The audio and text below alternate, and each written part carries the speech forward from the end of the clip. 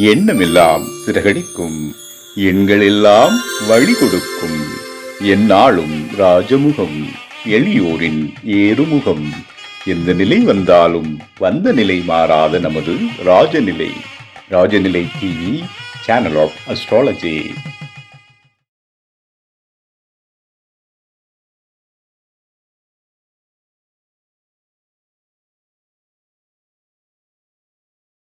வாழ்க வையகம், வாழ்க வையகம், வாழ்க வளமுடன். அம்மா அப்பா பாதம் பணிந்து வணங்குகிறேன். ஜோதிட குருமார்களுக்கும் நவகிரகங்களுக்கும் பஞ்சபூதங்களுக்கும் பிரபஞ்சத்திற்கும் குலதெய்வத்திற்கும் என் அன்பான வணக்கம்.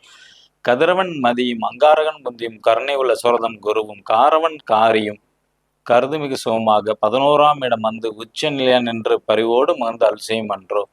உலகெங்கும் உள்ள ராஜநிலை டிவி ரசிக பெருமக்கள் அனைவருக்கும் உற்சாகமான காலை வணக்கம். இன்று பிறந்தநாள் மற்றும் திருமணநாள் கொண்டாடும் அனைவருக்கும் ராஜநிலை டிவி சார்பாக வாழ்த்துக்களை தெரிவிப்பது உங்கள் ராஜநிலை எண்கணித வித்தகர் லால்குடி செந்தில். இன்றைய பஞ்சாங்கம் உத்தராயண காலம் விஸ்வாவசு வருடம் பங்குனி மாதம் 21ஆம் தேதி சனிக்கிழமை இன்று 4/4/2026. நல்ல நேரம் காலை 7:30 மணி முதல் 8:30 மணி வரை, மாலை 4:30 மணி முதல் 5:30 மணி வரை.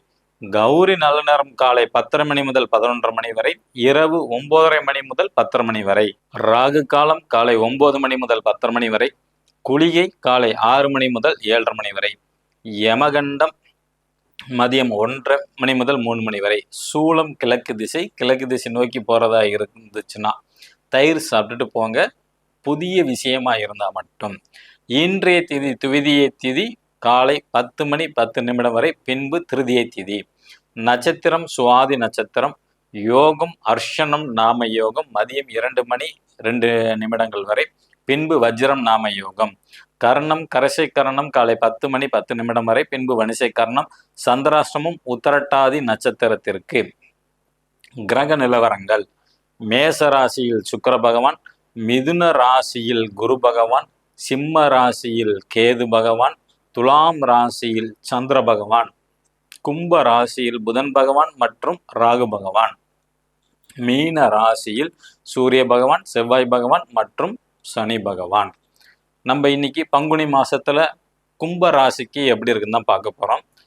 இப்போ கும்ப ராசிலேயே ராகு பகவானும் புதன் பகவானும் இருக்கிறாங்க. இந்த ராசிநாதன்கிற சனி பகவான் 2ஆம் இடத்துல பார்த்தீங்கன்னா குரு சாரத்துல பயணம் செஞ்சுக்கிட்டு இருக்கிறாங்க. ஸோ 2ஆம் இடம்ங்கிறது தற்பெருமை அப்படின்னு சொல்லுவோம். 2ஆம் இடம் தான் தனம் வாக்கு குடும்பம் சொல்லுவோம்.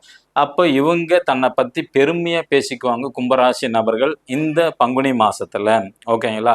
அதே மாதிரி அவர் 2-11 கூடிய சாரத்தில் பயணம் செய்கிறாரு. கண்டிப்பாக பணம் பொருள் பேராசை இது எல்லாமே இவங்களுக்கு கிடைக்கும். ஏன்னா 11ஆம் இடங்கிறது பெரிய லாபம் தான். அதனால் நிச்சயமாக கிடைக்கும். அந்த பணம் பொருளை தேடி அலையணும். ஓகேங்களா? அப்போ வேலையில் இருக்காங்கன்னா அதிகப்படியான நேரம் டைம் ஸ்பெண்ட் பண்ணுவாங்க. அந்த மாதிரி அமைப்பு உண்டு. நல்ல வருமானத்தை இந்த பங்குனி மாதம் கிடைக்கும் கும்ப ராசிக்கு. அதே மாதிரி அவர் பயணம் செய்கிறது குருவோட நட்சத்திரம் புரட்டாதி. அப்போ குருனாவே அட்வைஸ் செய்யக்கூடிய நபர். இவரோட பேச்சில் பார்த்தீங்கன்னா எல்லாத்துக்குமே அட்வைஸ் பண்ணக்கூடிய அமைப்பில் தான் இந்த பங்குனி மாதத்தில் இருக்கும். இப்போ பார்த்துக்கிட்டிங்கன்னா இந்த ராசியிலே பார்த்தீங்கன்னா செவ்வாய் இருக்கிறாங்க, ராகு பகவான் இருக்காங்க, புதன் பகவான் இருக்காங்கன்னு சொல்லியிருக்கிறோம். அதனால் இவர் பார்த்தீங்கன்னா சொந்த முயற்சியில் இந்த பங்குனி மாதத்தில் முன்னேறணும் அப்படின்னு நினச்சிக்கிட்டே இருப்பாங்க. இந்த செவ்வாய்ங்கிறது 3ஆம் இடம் சகோதரன் குறிக்கக்கூடியது. அப்போ சகோதரன் மீது ரொம்ப அன்பு பாசம் எல்லாமே காட்டுவாங்க. விபத்தையும் குறிக்கக்கூடியது. கவனமாக இருக்க வேண்டும். ஓகேங்களா? இளைய உடன்பிறப்பாக இருந்தாலும் சரி, கும்ப ராசியில் பிறந்தவங்களாக இருந்தாலும் சரி, 2 பேரும் வண்டியில் பயணம் செய்யும்போது கொஞ்சம் கவனமாக இருங்க. அடுத்தது மாணவர்களுக்கு எப்படி இருக்கும் அப்படின்னு கேட்டுக்கிட்டிங்கன்னா 1வது முதல் எல்கேஜி முதல் 5வது வரைக்கும் படிக்கிறவங்களுக்கு ஸ்கூல் மாற்றுறதுக்கான வாய்ப்பு இருந்தால் மாற்றிக்கலாம். 6வதுலேருந்து 12வது வரைக்கும் கூடிய மாணவர்கள் வெற்றி வாய்ப்பு உண்டு. டிகிரி படிக்கிறவங்களுக்கு வெற்றி வாய்ப்பு உண்டு. பிஹெச்டி முடிக்கிறவங்களுக்கு வெற்றி வாய்ப்பு நல்லா இருக்குது. போட்டித் தேர்வு எழுதுகிறவங்களுக்கும் நல்ல ஒரு அமைப்பில் உண்டு. அடுத்தது 2ஆம் இடம். 2ஆம் இடம்ங்கிறது தனம் குடும்பம் வாக்கு குறிக்கக்கூடியது. தனம்னா வருமானம் நம்ம எடுத்துக்கலாம். ஓகேங்களா? இந்த 2ஆம் அதிபதியான குரு 5ஆம் இடத்துல சுயசாரத்துல பயணம் செய்கிறார். முதல் பாயிண்ட். 2ஆம் இடமான மீன ராசியில பார்த்துக்கிட்டிங்கன்னா சூரிய பகவான், சனி பகவான், புதன் பகவான்கிறத கிரகங்கள் அமைப்புல இருக்கிறாங்க. நல்ல வருமானம் கிடைக்கும். ஓகேங்களா? இவங்களுக்கு வந்து இந்த மாதம் வந்து நல்ல வருமானம்ங்கிறது அமைப்பு நல்லா உண்டு. ஒரு சில பேர்த்துக்கு காதல் வயப்படுவாங்க. டீனேஜ் வயசுல இருந்தா கொஞ்சம் காதல் ஏற்படுறதுக்கான வாய்ப்புகள் வந்து அதிகம் உண்டு. அந்த 2ஆம் இடத்துல வந்து பார்த்துக்கிட்டிங்கன்னா, சுக்கிரன் இருக்கிறனால கலை ஆர்வம் சம்மந்தப்பட்டது, அரசியல், சமூகம் சம்மந்தப்பட்டது இந்த மாரி அமைப்புகள் அதிகம் வரும். கனவுகள் அதிகமாக வரும் இவங்களுக்கு. குடும்ப செலவை வந்து தவிர்க்க முடியாது. ஏன்னா, கும்ப ராசிக்கு 12ஆம் இடம் வந்து மகர ராசி. அதுக்கோட அதிபதியும் சனி பகவான் தான். அவர் 2ஆம் இடத்துல வந்து பயணம் செய்கிறார். அப்ப 2ஆம் இடம்ங்கிறது குடும்பம். 12ங்கிறது விரயம். குடும்பத்திற்காண்டி கொஞ்சம் விரய செலவு செய்வாங்க கும்ப ராசி நபர்கள் இந்த பங்குனி மாதத்துல. அடுத்தது 3ஆம் இடம்ங்கிறது வந்து இளைய சகோதர சகோதரியை குறிக்கக்கூடியது மற்றும் மாமனாரை குறிக்கக்கூடிய இடம். ஓகேங்களா? அந்த 3ஆம் அதிபதியான செவ்வாய் வந்து கும்ப ராசியில வந்து பயணம் செஞ்சுக்கிட்டு இருக்கிறாங்க. அது ராகு சாரத்துல சதய நட்சத்திரத்துல. அப்போ இவங்க அதாவது தம்பி, தங்கச்சி, மாமனார் பேராசைப்படக்கூடாது. ஏன்னா 3ஆம் இடத்துக்கு அது 11ஆம் இடம். 11ங்கிறது பேராசை. இந்த எம்மனம்ல ஆள் சேர்த்து விடுறது இதெல்லாம் வந்து அதில் தான் வரும். அப்போ கொஞ்சம் கவனமாக இருக்க வேண்டும். சேர்க்கக்கூடாது. ஏன்னா பேராசை பெரு நஷ்டத்தில் வந்து முடியும். அதேமாரி 11ஆம் இடம்ங்கிறது லாபத்தை குறிக்கும். அப்போ இவங்களோட நோக்கம் வந்து பார்த்தீங்கன்னா லாபத்தை நோக்கியே இருக்கும் இந்த பங்குனி மாசத்துல. அதனால கொஞ்சம் கவனம் இருக்கணும். ஏன்னா அது ராகு சாரத்துல போயிட்டு இருக்காங்க செவ்வாய். அப்ப எதுலையுமே லாப நோக்கத்தோட பழகக்கூடாது. லாப நோக்கத்தை வந்து கணக்குல வைக்கக்கூடாது இந்த மாசத்துல. அதே மாதிரி ஒரு சில பேர்த்துக்கு கோபம் அல்லது காயங்கள் ஏற்படுறதுக்கான வாய்ப்புகள் வந்து உண்டு. அதுல கொஞ்சம் கவனமாக இருக்கணும். இப்போ ஒரு வண்டியில போறீங்க, ஹெல்மெட் போட்டுக்கணும், இன்சூரன்ஸ் லைசன்ஸ் எல்லாம் கையில வச்சுக்கிட்டு பயணம் செய்யணும். ரோடு குண்டும் குழியுமா இருக்கிறதுனா பார்த்து கவனமாக செல்ல வேண்டும். ஓகேங்களா? அடுத்தது 4ஆம் இடம்ங்கிறது தாயை குறிக்கக்கூடியது. சுக்கிர பகவான் கும்பராசிக்கு அவர் வந்து 2ஆம் இடத்துல வந்து உச்ச நிலையில வந்து இருக்கிறாங்க. சனி பகவான் சாரம் லக்னாதிபதி அதாவது கும்பராசியோட சாரத்திலேயே வந்து சுக்கிரன் வந்து பயணம் செய்யறாங்க. அப்ப 4ஆம் இடம்ங்கிறது தாய். ஓகேங்களா? தாய்க்கு நல்ல வருமானம் கிடைக்கும். ஒன்று வேலைக்கு போனா சம்பளம் இன்க்ரிமெண்ட் ஆகும். அல்லது வந்து குழந்தைங்க வந்து வேலைக்கு போயிட்டு அம்மா கையில வந்து சம்பளத்தை வந்து கொடுப்பாங்க. அதே மாதிரி வந்து அம்மா வந்து யார்கிட்டையும் எந்த உதவியும் எதிர்பார்க்க மாட்டாங்க. தன்னிச்சையாக செயல்படுவாங்க. ஓகேங்களா? கொஞ்சம் சோம்பல் உண்டு. ஏன்னா சுக்கிரனோட சனி பகவான் சேர்ந்திருக்கு. ஓகேங்களா? சுக்கிரனோட சனி பகவான் சேர்ந்திருக்கு. அதாவது உத்திரட்டாதி நட்சத்திரத்துல அவர் பயணம் செய்யறனால. ஓகேங்களா? அப்ப அந்த சனி பகவானோட சாரம்ங்கிறனால அம்மாவுக்கு வந்து கொஞ்சம் கொஞ்சம் சோம்பல் வரலாம், சோம்பேறித்தனம் வரலாம், மந்த தன்மைங்கிறது உண்டு. ஓகேங்களா? இந்த மாதிரி அமைப்பு வந்து அம்மாவுக்கு வந்து இருக்கும் பங்குனி மாதத்துல மட்டும் கும்பராசியில் பிறந்தவங்களுக்கு. இப்ப 4ஆம் இடம்ங்கிறது தாய் மட்டும் இல்ல, வீடு வாகனத்தை குறிக்கக்கூடியது. வாங்கலாமா சார்னா நிச்சயமாக வாங்கலாம். ஏன்னா உச்ச நிலையில் இருக்கிறாங்கல்ல, அதனால நிச்சயமாக வாங்கலாம். புது வண்டியும் வாங்கலாம், செகண்ட்ஸ்லயும் வந்து வாங்கலாம். ஓகேங்களா? அடுத்தது 5ஆம் இடம்ங்கிறது குழந்தையை குறிக்கக்கூடியது. அங்க குரு பகவான் வக்ரத்துல இருக்கிறாங்க. அப்போ கும்பராசியில பிறந்தவங்களோட குழந்தைகள் கொஞ்சம் அடம் அதிகமாகவே பண்ணுவாங்க கடந்த 1.5 மாசமாக. ஓகேங்களா? அந்த 5ஆம் அதிபதியான புதன் வந்து பார்த்துக்கிட்டிங்கன்னா உங்களுக்கு கும்பராசியில இருக்கு. அதனால ஒரு சில பேர்த்துக்கு வந்து பார்த்தீங்கன்னா காதல் ஏற்படுறதுக்கான வாய்ப்புகள் வரும்.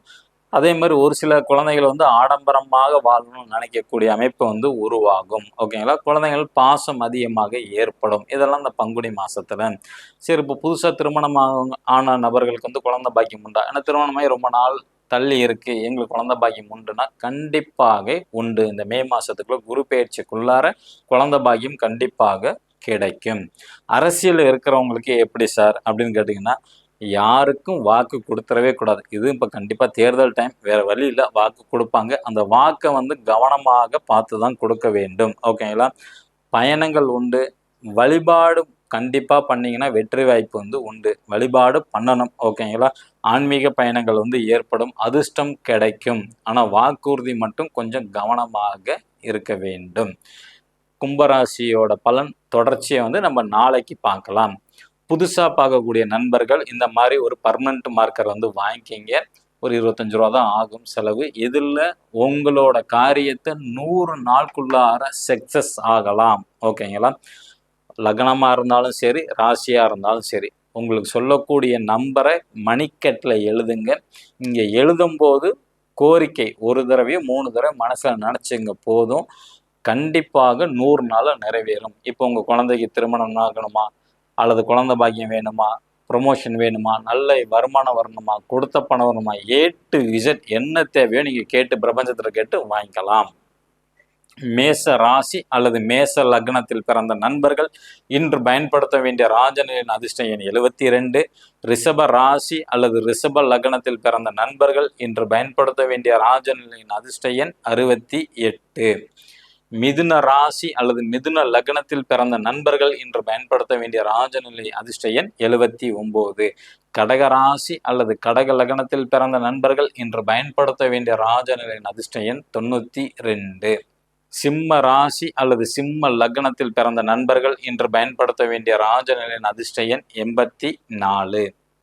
கன்னி ராசி அல்லது கன்னி லக்னத்தில் பிறந்த நண்பர்கள் இன்று பயன்படுத்த வேண்டிய ராஜநிலை அதிர்ஷ்ட எண் 77. துலாம் ராசி அல்லது துலாம் லக்னத்தில் பிறந்த நண்பர்கள் இன்று பயன்படுத்த வேண்டிய ராஜநிலையின் அதிர்ஷ்ட எண் 33.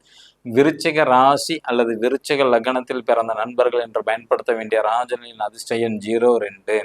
தனுசு ராசி அல்லது தனுசு லக்னத்தில் பிறந்த நண்பர்கள் இன்று பயன்படுத்த வேண்டிய ராஜநிலையின் அதிர்ஷ்ட எண் 22. மகர ராசி அல்லது மகர லக்னத்தில் பிறந்த நண்பர்கள் இன்று பயன்படுத்த வேண்டிய ராஜநிலையின் அதிர்ஷ்ட எண் 08. கும்ப ராசி அல்லது கும்ப லக்னத்தில் பிறந்த நண்பர்கள் இன்று பயன்படுத்த வேண்டிய ராஜநிலையின் அதிர்ஷ்ட எண் 52. மீன ராசி அல்லது மீன லக்னத்தில் பிறந்த நண்பர்கள் இன்று பயன்படுத்த வேண்டிய ராஜநிலையின் அதிர்ஷ்ட எண் 64. இவை அனைத்தும் காமனான பலன் தான். உங்க ஜாதகப்படி அதிர்ஷ்டமான நம்பரை நீங்க பயன்படுத்துறீங்களா தெரிஞ்சுக்கணும்னா கீழே உள்ள வாட்ஸ்அப் நம்பருக்கு தொடர்பு கொள்ளுங்க. இந்த நாள் இனிய நாளா அமைய அடியேனும் பிரபஞ்சத்திடம் பிரார்த்தனை செய்து கொண்டு உங்களிடமிருந்து விடை பெற்றுக் கொள்வது உங்கள் ராஜநிலை எண்கணித வித்தகர் லால்குடி செந்தில். நன்றி, வணக்கம், வாழ்க வளமுடன்.